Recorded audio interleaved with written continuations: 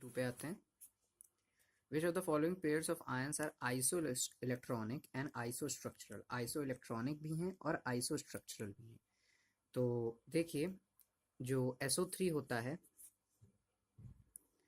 -2, तो total electrons हो गए। सल्फर के पास होते हैं 8,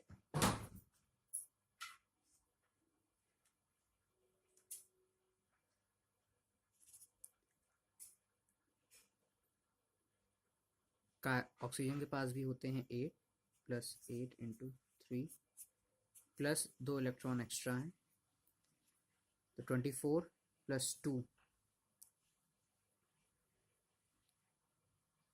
सल्फर के पास 16 होते हैं, ऑक्सीजन के पास 8, 8 से 24 + 2, टोटल आएगा आपका 42।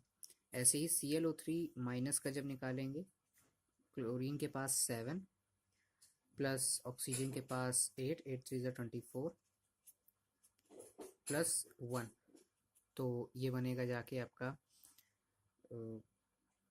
25 + 7 विच इज़ इक्वल, इसके पास क्लोरीन के पास आपके 17 इलेक्ट्रॉन्स होते हैं, 25 + 7 आपका बनेगा 42।